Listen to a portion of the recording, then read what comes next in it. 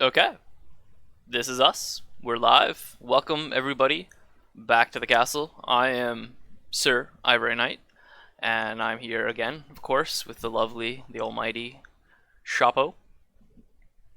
So, Sh0ppo, what do we. Hey guys, how's it going? And I'm the shopper with the frozen camera. Oh, yes, Can you click awkward. into the? Yeah.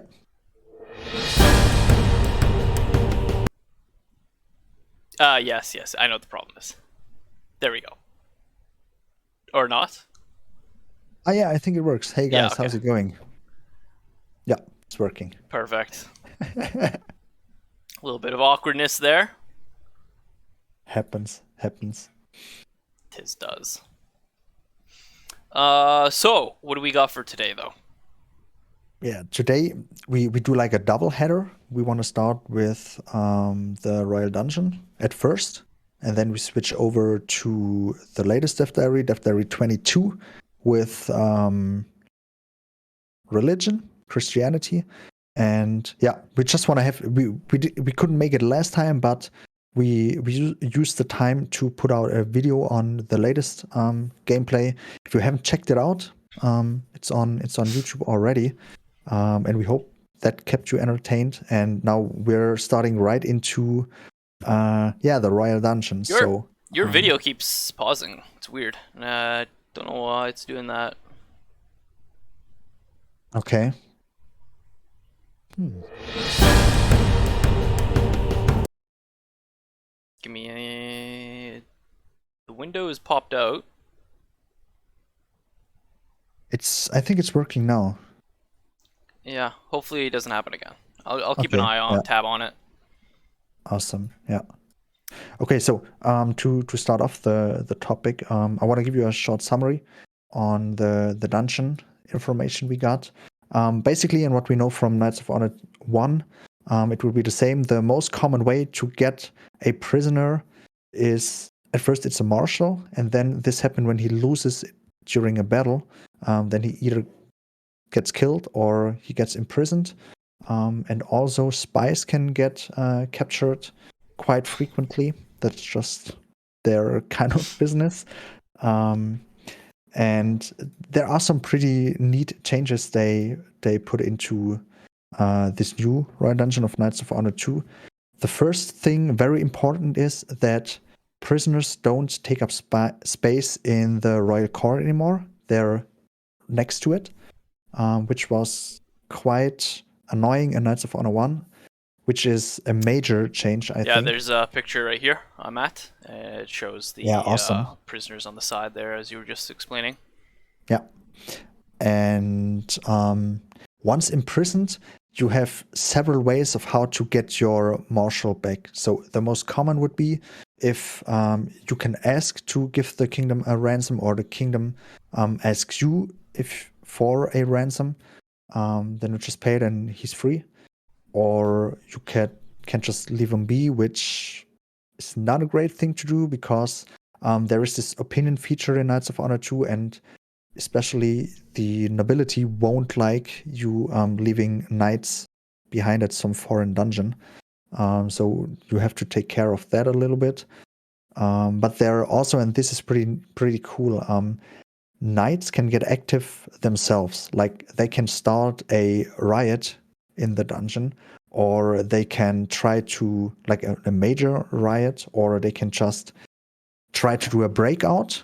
But also you can send over your spy in order to try to get to release the prisoner. Like, not on a diplomatic way, but in different ways.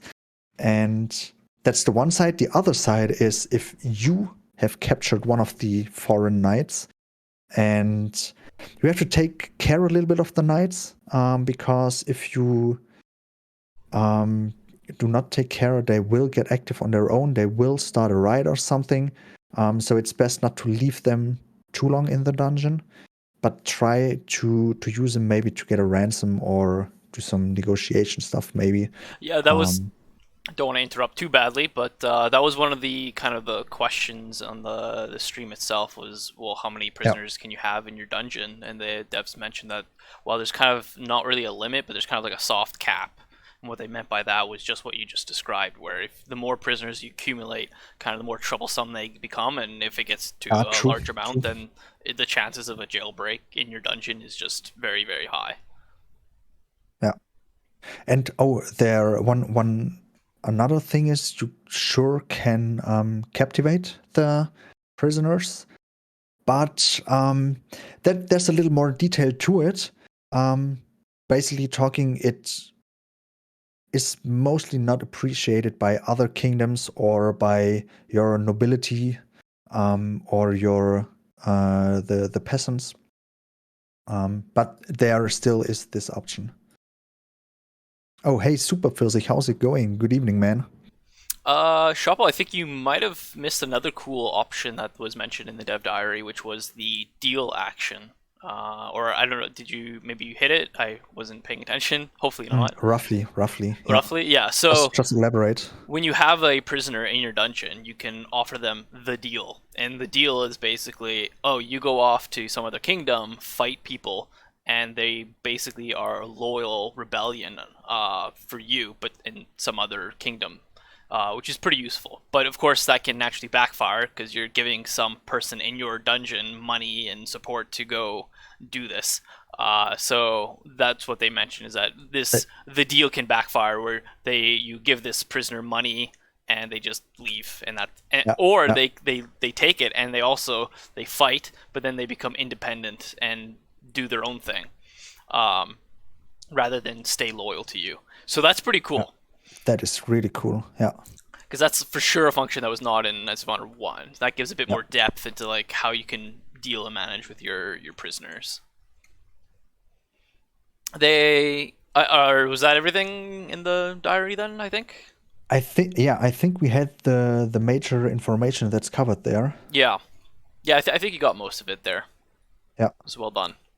Like, Um, do you have a certain topic that you want to talk about more in detail, or maybe some of you guys, super Pfirsich,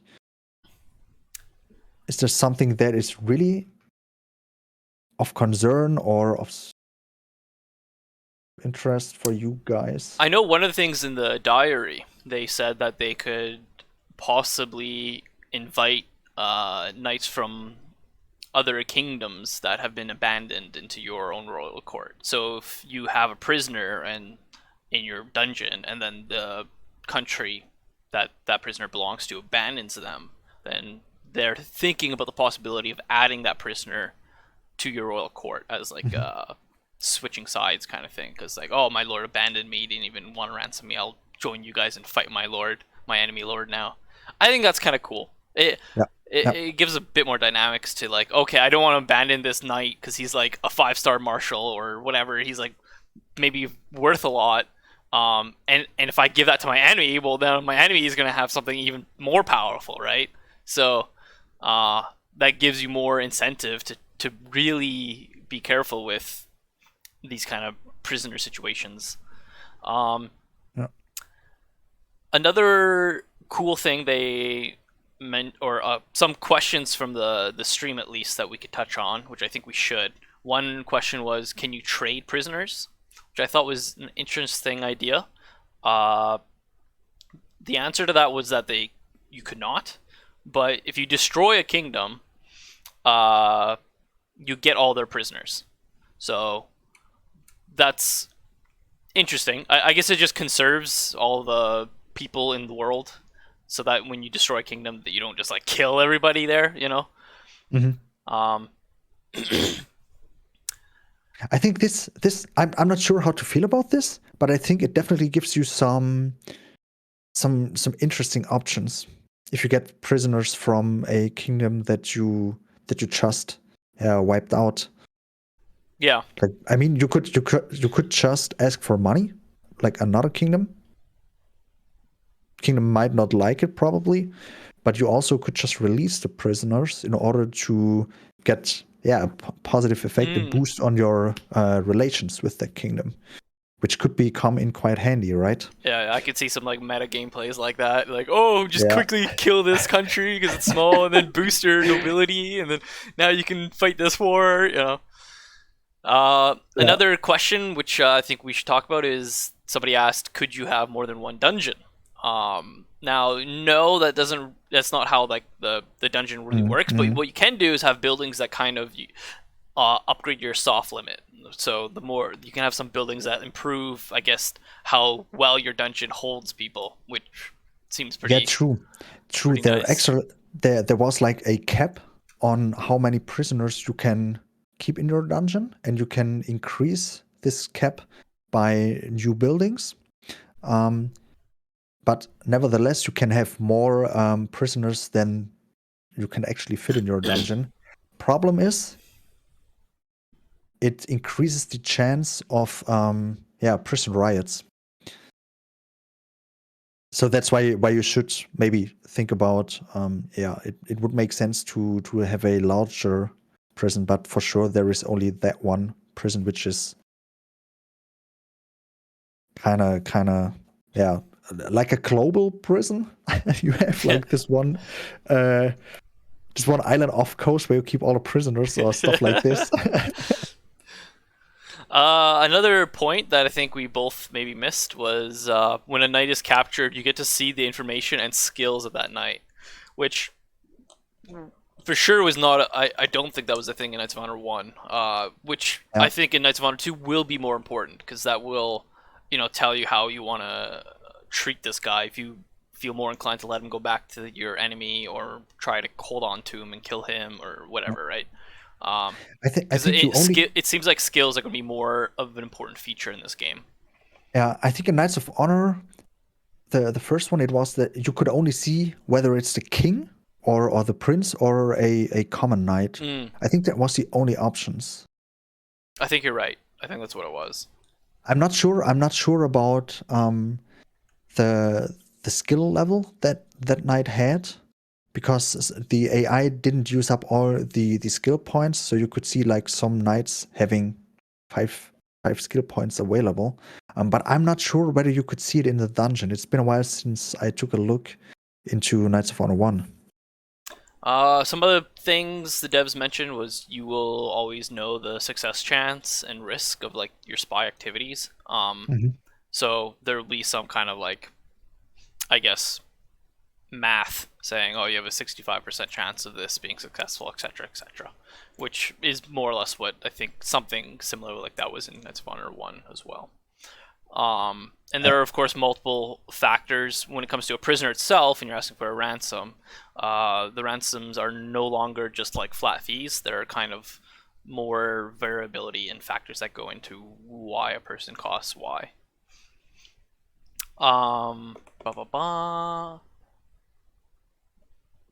And the only other thing I have here on my notes is if you lose a governor, then the province will stop. Wait, means the province will stop producing.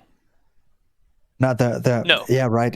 Yes. If a governor gets imprisoned, it's the bonuses on the province, they will be kept up due to some how do you call them, like guys that replace him, Well, I kind of think the replace the logic here was administration. that they don't want to nerf governors, right?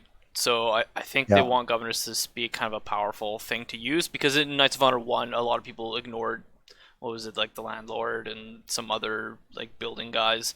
Yeah. So if your governors when they get imprisoned no longer have their bonuses, then that's less incentive to have a governor. But they did mention that imprisoned knights cannot learn new skills, so that kind of goes into that category as well. What happens when a knight gets imprisoned? Well, you still, even though your governor might be having his bonus still in his province, you can't skill upgrade your governor anymore. Yeah. Yeah. Uh, that was more or less everything. Uh, I think so, yeah. how Okay, did you let's read feel it. Okay, about? Super Physic wrote. Okay, he hasn't read the newest diary, No. so he has no particular topic. All right, all right. How did you feel about this diary, Sh0ppo? Give me your Like opinions. the Royal Dungeon. Yeah. Yeah, at first I was like, okay, that's gonna be a boring topic. I mean, it's a dungeon. What can you talk about? But They really spiced once, it up.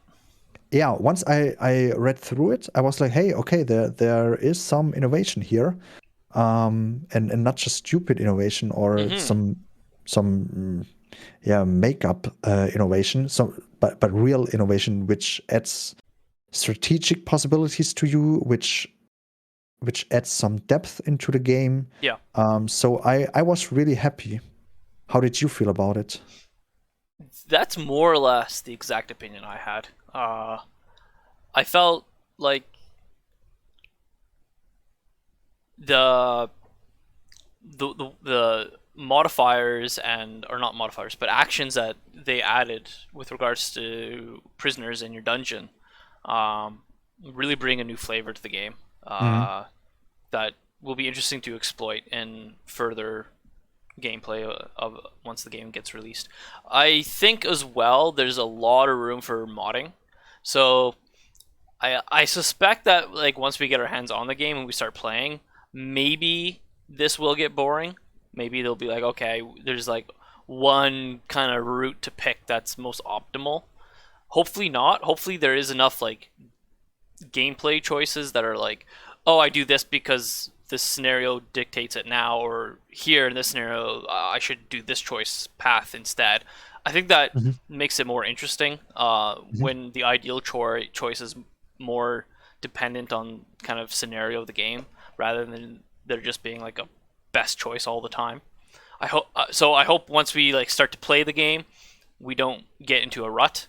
But if we do, then I think modding will take care of it. I think there'll be a lot of cool things people will do when it comes to like dungeons and modding. And even if people don't get into a rut of the gameplay style, I think modding will still bring tons of flavor into like dungeons, and just think of all the funny, quirky things they can add to this system. It's exciting, and I think the best improvement of by far at all this is that the dungeon is no longer in your royal court. Yep. That was a real kind of annoyance in Knights of Honor 1, where you had to literally like keep a spot open on your royal court if you wanted prisoners. So, but now that's just no. It's your royal court. They shouldn't have prisoners in it, right? Like it doesn't make sense. Yeah, true. Yeah, true. I mean, that's like they took away that major pain, because especially in the late game it could be a major problem, because you basically used at least 8 of the 9 places on the royal court, and then you couldn't take a lot of prisoners. But at that point, you were steamrolling a lot and waging war on everybody. Yeah. So you were making a lot of prisoners, or in capturing knights and whatnot. So they took that away, but they also, and this is what makes me happy, they added a lot of good innovations, interesting innovations that put, like you said, that special flavor to the gameplay. Yeah. I think then we should wrap it up, unless anybody has some last minute questions.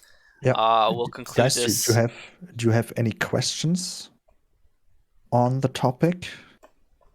Just feel free to ask. We're happy to answer them. We will be coming back. We're just taking a short break to crap onto the next DevDiary, which is about religion. And so we'll just take, I don't know, Sh0ppo, me side, we'll take about 5 minutes to just recalibrate. Yeah, and maximum.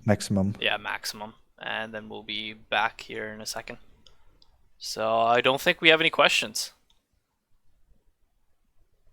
No. All right. But if you still have questions, just put them in the chat. We're gonna reply to them later on. No problem there. Yeah. All right, we'll be back in a jiffy. Yeah, see ya. Stay tuned.